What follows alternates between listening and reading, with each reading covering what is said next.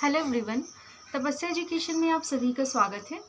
इस वीडियो में हम बात करेंगे कि सीटेट की एग्ज़ाम की आप क्या स्ट्रेटजी अपनाएं जिससे आप एक अच्छा स्कोर गेन कर सकें। और 2 मंथ का समय है आपके पास, तो 6 सितंबर को आपका एग्ज़ाम है। तो आप अच्छे से प्रिपरेशन अगर करें तो दोनों पेपर में 120 प्लस गेन कर सकते हैं। और इस पेपर की स्ट्रेटजीज मैं आपको बताऊँगी जो वो मैंने खुद से अप्लाई की है, तो वो आपको काफ़ी हेल्पफुल रहेगी। मैंने एक वीडियो डाला था जिसमें मैंने बताया था कि मेरे सीटेट के दोनों एग्ज़ाम पेपर 1 और पेपर 2 क्वालिफाई हैं और दोनों में 120 प्लस मार्क्स हैं। तो मैंने क्या क्या स्ट्रेटजी फॉलो की थी, इसकी डिटेल वीडियो आज मैं आपके साथ शेयर करूंगी, जिसमें मैं बताऊंगी कि मैंने PYQ कैसे एनालाइज किया, मैं एग्ज़ाम हॉल में कैसे क्वेश्चन सॉल्व करती थी, जिससे आपको काफ़ी हेल्प मिलेगी। तो चलिए हम शुरू करते हैं, एक एक पॉइंट देख लेते हैं। सबसे पहले जो इम्पॉर्टेंट है वो है आपका सिलेबस। आपको पूरा सिलेबस देखना है। आप पेपर 1 में देखेंगे तो CDP, उसके बाद आपकी लैंग्वेज 1, लैंग्वेज 2, EVS और मैथ्स, ये 5 पार्ट्स होते हैं। और पेपर 2 में आपकी CDP, लैंग्वेज 1, लैंग्वेज 2 और आप SST या साइंस मैथ में से जो चूज़ करेंगे वो आपका होगा। तो इस तरह से आपका पेपर होता है। इसमें CDP जो होती है वो दोनों में एकदम सेम आती है। लैंग्वेज का भी थोड़ा बहुत क्वेश्चन मतलब पेपर 2 में थोड़ा, बहुत ज़्यादा नहीं पर थोड़ा सा अलग पूछ लेते हैं, लेकिन इतना भी वो नहीं होता कि अगर आप एक पेपर के लिए अच्छे से प्रिपेयर कर लेंगे तो वो आपको डेफिनेटली दूसरे पेपर में हेल्प करेगा। CDP का तो सिलेबस पूरी तरह से एकदम एक जैसा ही है, पूरा सेम है। तो अगर आप एक पेपर के लिए अच्छे से प्रिपेयर करते हैं तो आपको दूसरे पेपर का सिलेबस और पहले पेपर का सिलेबस बिल्कुल आपका सेम ही है, तो आपको काफ़ी हेल्प मिलेगी। तो सबसे पहले हम बात करते हैं सिलेबस की। आपको सिलेबस पूरा अच्छे से पता होना चाहिए। सिलेबस कहीं लिख लीजिए कॉपी में और उसके बाद टॉपिक वाइज पढ़ना शुरू कीजिए। एक दिन एक टॉपिक उठाइए, CDP का कोई एक टॉपिक, पेडागोजी, हिंदी, इंग्लिश या आप जो लैंग्वेज चूज़ करें उसकी पेडागोजी, और EVS और मैथ्स, ये फर्स्ट पेपर का हो गया। सेकेंड पेपर में भी SST या साइंस मैथ्स में से आप जो चूज़ करेंगे वो आपका हो जाएगा। उसके बाद आता है आपका PYQ। देखिए, प्रीवियस ईयर क्वेश्चन हर कॉम्पिटिटिव एग्जाम में, चाहे जो आप दे रहे हो, उसके लिए बहुत इंपॉर्टेंट होते हैं, क्योंकि प्रीवियस ईयर क्वेश्चन से आपको थोड़ा आइडिया मिलता है कि इस एग्ज़ाम का नेचर कैसा है, मतलब इस एग्ज़ाम में कैसे क्वेश्चन फ्रेम हो रहे हैं, कॉन्सेप्चुअल अंडरस्टैंडिंग पर बेस्ड क्वेश्चन आ रहे हैं या फैक्ट ज़्यादा पूछे जा रहे हैं। तो आपको एक आइडिया मिल जाता है कि अच्छा क्वेश्चन पूछा कैसे जा रहा है। तो प्रीवियस ईयर क्वेश्चन आपको देखना है, कम से कम आप 6-7 साल के प्रीवियस ईयर क्वेश्चन आराम से लगा सकती हैं, क्योंकि आपके पास तो अभी बहुत टाइम है। एक दिन में अगर आप 30 क्वेश्चन लगा रहे हैं, कोई एक सेक्शन उठा लीजिए, जैसे आप पढ़िए, उसके बाद कोई एक सेक्शन उठा लीजिए प्रीवियस ईयर का और उसको सॉल्व करिए मॉक की तरह। मतलब मॉक की जगह अगर आप प्रीवियस ईयर क्वेश्चन सॉल्व कर रहे हैं तो वो आपको ज़्यादा हेल्पफुल रहेगा। तो प्रीवियस ईयर क्वेश्चन में सबसे पहले आप जो भी क्वेश्चन पूछा जा रहा है उसके जो 4 ऑप्शन दिए गए हैं, चारों को एनालाइज करिए। ऐसा नहीं है कि जो आपका सही ऑप्शन है सिर्फ उसे आपने देख लिया और आगे बढ़ गए, क्योंकि क्या होता है कभी कभी दूसरे साल में जो उसमें 4 ऑप्शन पूछे गए थे उसमें से जो 1-2 ऑप्शन और थे उससे क्वेश्चन पूछ लिया जाता है। तो आपको चारों ऑप्शन एनालाइज करने हैं। मैंने अपने चैनल पे प्रीवियस ईयर क्वेश्चन की सीरीज शुरू की है, जिसमें मैंने 2019 के 20 क्वेश्चन कराए हैं पेपर 1 के। उससे आप देखिएगा, आपको काफ़ी हेल्प मिलेगी और आपको थोड़ा सा आइडिया मिलेगा कि प्रीवियस ईयर क्वेश्चन आप कैसे सॉल्व करें।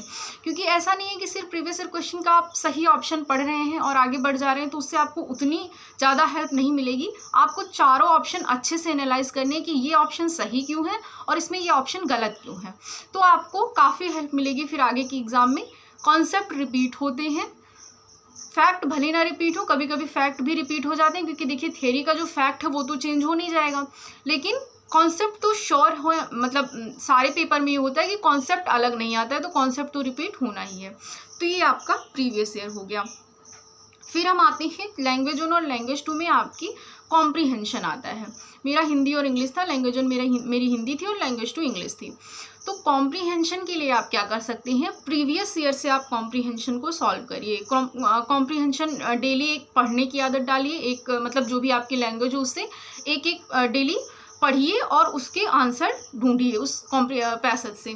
तो इससे आपको काफ़ी हेल्प मिलेगी। जब आप ऐसा ना हो कि आप यहाँ से कॉम्प्रिहेंशन सॉल्व करके ना जाए, अचानक जब आपको पेपर में पढ़ना पड़ेगा तो टाइम मैनेजमेंट के लिए आपको मतलब प्रॉब्लम हो सकती है, आप टाइम मैनेजमेंट ना कर पाएँ, क्योंकि पेपर इसका लेंदी आता है। मतलब इसकी लैंग्वेज क्या होती है, सीडीपी में भी आप देखेंगे जो क्वेश्चन फ्रेम किए जाते हैं या अदर सब्जेक्ट में भी, तो उसमें क्वेश्चन लंबे होते हैं, आंसर उसका मतलब आप अगर अच्छे से पढ़ें तो तुरंत आ जाएगा, लेकिन पेपर पढ़ने में ज़्यादा टाइम लगता है। तो हो सकता है आपको टाइम मैनेजमेंट में दिक्कत हो, तो कॉम्प्रिहेंशन की प्रैक्टिस आप यहीं से करके जाइए। मतलब जितने भी प्रीवियस ईयर के आपको कॉम्प्रिहेंशन मिले उसको अच्छे से पढ़िए और उसके क्वेश्चन सॉल्व करिए। उसमें आप टाइमर लगा के देखिए कि आपको कितना टाइम लग रहा है कॉम्प्रिहेंशन पढ़ने में, और पढ़ के फिर उसके आंसर्स निकालने में। तो ये आपका कॉम्प्रिहेंशन का हो गया। कीवर्ड जो है, जब आप कॉम्प्रिहेंशन पढ़िए तो उसमें कीवर्ड को मार्क कर लीजिए, फिर आपको समझ आ जाएगा कि अच्छा क्वेश्चन यहाँ कहाँ पूछा जा सकता है, किससे, क्योंकि हर कॉम्प्रिहेंशन में कुछ कीवर्ड्स होते हैं, उन्हीं से क्वेश्चन पूछे जाते हैं। तो आप कीवर्ड्स को मार्क कर लीजिए। और एक टिप्स और है कि जो सेक्शन आपका सबसे अच्छा हो आप उसे पहले अटैम्प्ट कीजिए, जो भी आप जिसमें भी आप कंफर्टेबल हो, क्योंकि इससे क्या होगा कि आपका टाइम बच जाएगा। जो सेक्शन आपको ज़्यादा अच्छे से आता होगा, आप अगर उसको अच्छे से कर लेंगे, जल्दी कर लेंगे, तो आपका पहले तो कॉन्फिडेंस बूस्ट होगा। क्योंकि ऐसा होता है कभी कभी कि हम लाइन से शुरू करते हैं, मान लीजिए आपका कोई एक पोर्शन वीक है, उसमें आपके 3-4 क्वेश्चन लाइन से नहीं आ रहे हैं, तो फिर क्या होगा, आपका कॉन्फिडेंस वहाँ डाउन हो जाता है, आपको बहुत प्रॉब्लम होती है, फिर आते हुए क्वेश्चन आपके गलत होने लगते हैं। तो इसके लिए आप क्या कीजिए कि जो आपको आता है पहले वो करने की कोशिश कीजिए। जो सेक्शन आपको आता है पहले वो करिए, उसके बाद जो सेक्शन थोड़ा नहीं समझ आ रहा है, थोड़ा कम समझ आ रहा है, उसको बाद में करिए। और ये भी एक है कि जो क्वेश्चन आपको आ रहे हैं उसको पहले अटैम्प्ट करिए। ऐसा नहीं है कि 150 आप लाइन से अटैम्प्ट करिए। तो ये एक स्ट्रेटेजी आप फॉलो कर सकते हैं। फिर पेपर 2 के लिए, मेरा पेपर 2 में एसएसटी था, तो उसके लिए मैं बता सकती हूँ मतलब कि आप 6th to 8th की एनसीईआरटी फॉलो कीजिए, उससे आपको काफ़ी हेल्प मिलेगी। 6th to 8th की पूरी एनसीईआरटी आप अच्छे से कर डालिए, क्योंकि क्वेश्चन बाहर से नहीं आते, एनसीईआरटी से ही क्वेश्चन पूछे जाते हैं। उसमें हिस्ट्री, पॉलिटी और ज्योग्राफी और थोड़ी सी पेडागोजी, इससे आपका काम बन जाएगा। तो ये हो गया। फिर ईवीएस पे अगर हम आए, ईवीएस और मैथ्स पे, तो मैथ्स में भी बहुत ही एलिमेंट्री मैथ्स पूछी जाती है, 15 नंबर का होता है, 15 नंबर की पेडागोजी पूछी जाती है। ईवीएस में भी ये है कि ईवीएस में 15 नंबर की पेडागोजी पूछी जाएगी और 15 नंबर का आपका पूरा कंटेंट होगा जो एनसीईआरटी का ही होता है। तो उसमें क्या क्या है, 6 ब्रॉड टर्म्स दिए गए हैं आपके। पहला है family and friends, food, water and shelter, travel, things we made and do. इसी से आपके क्वेश्चन आते हैं। आप उसमें देखेंगे कि हमारे मतलब पूरे इंडिया में अलग अलग स्टेट में क्या क्या डिशेज़ बन रही हैं, कैसे बच्चे स्कूल जाते हैं, बर्ड्स के बारे में है कई, और जैसे स्लॉथ के बारे में है, स्लीप के बारे में है कि कौन कितने घंटे सोता है, जैसे काऊ, लिजार्ड। तो ये सारी चीज़ें हैं, मतलब बहुत इंटरेस्टिंग है। ईवीएस का टॉपिक तो बहुत इंटरेस्टिंग है, अगर आप अच्छे से पढ़ेंगे तो आपको काफ़ी अच्छा लगेगा, काफ़ी इंटरेस्टिंग है। तो वो भी क्लासेस में शुरू करूँगी। सीडीपी एक बार ख़त्म हो जाए फिर हम एक एक करके सारी क्लासेस लेंगे, तो इससे काफ़ी हेल्प मिलेगी आपको। ये मेरी पूरी स्ट्रैटेजी हो गई। अगर इस तरह आप फॉलो करते हैं, डेली पीवाईक्यू की प्रैक्टिस करते हैं, तो आप डेफिनेटली बहुत अच्छा करेंगे एग्ज़ाम में, क्योंकि कॉन्सेप्ट आपका क्लियर हो जाएगा। और आप टाइमर लगा के अगर आप क्वेश्चन सॉल्व करेंगे तो इससे क्या होगा कि आपको एग्ज़ाम हॉल में काफ़ी हेल्प मिलेगी। क्योंकि क्या होता है, बहुत बच्चों के आते हुए क्वेश्चन छूट जाते हैं, पेपर लेंदी होता है इस वजह से। तो इससे अच्छा है कि आप अभी से प्रैक्टिस शुरू कीजिए, जिससे आपको वहाँ एग्ज़ाम हॉल में दिक्कत ना हो। आई होप आपको ये वीडियो काफ़ी हेल्पफुल लगेगी। और अगर आपको हेल्प मिल रही है, इन्फॉर्मेटिव लग रही है वीडियो, तो आप लाइक कर सकते हैं। चैनल को आप सब्सक्राइब कर लीजिए, क्योंकि आपको कंटेंट मिलते रहेंगे।